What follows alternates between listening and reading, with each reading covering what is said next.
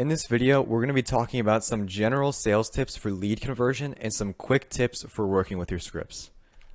The first thing you want to keep in mind is to have an end goal with every call you're making. So this is kind of a short little point I wanted to make here that I've kind of addressed previously.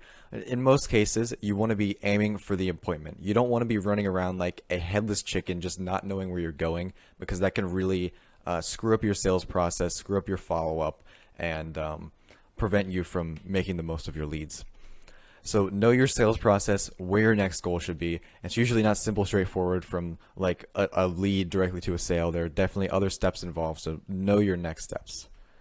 Our next tip is to let your prospects talk. So ideally, you should follow an 80-20 rule with that. So your prospects can talk like 80% of the time, and you will talk more like 20% of the time, because people love to talk about themselves. And if you can get them to open up, it just opens them up to you a lot more and gives you valuable information about their situation and their desires. As long as they aren't critical and trying to deviate from the script, then make sure to get that information and make use of it, because a lot of the time they'll end up saying something that addresses some information that you were going to address later in the script anyway. So it can really be advantageous.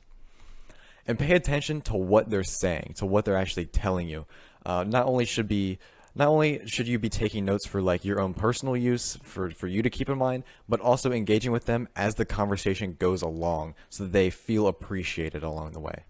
In a lot of our scripts, we have points to repeat and affirm the information they've given us so that we acknowledge what they said and they feel like they're actually being heard as a customer.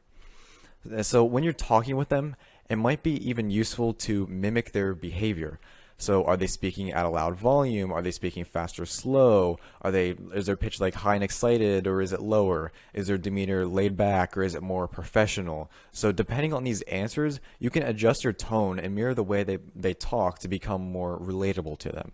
So try to smile when talking to them as well, especially if they're more kind of that friendly person, depending on how you're mirroring their speed and behavior. But in general, it's really good to try to smile when you're talking to someone, so that energy can really bleed through the phone and leave a good impression. It could also be a friendly measure to like improve someone's mood or openness to you if they don't seem open to talking with you at first. I've seen this happen time and time again.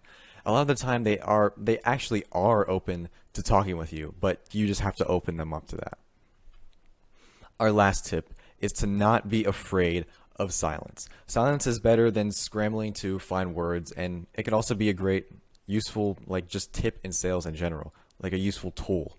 So strategic silence makes an impact. It frames you as the one in control if you can actually be comfortable with relinquishing your speech for a moment. It's also an interviewing technique. So sometimes if a person you're talking to is met with silence, they'll interpret that as a signal to continue. Maybe they haven't said enough, and they'll explain themselves even more.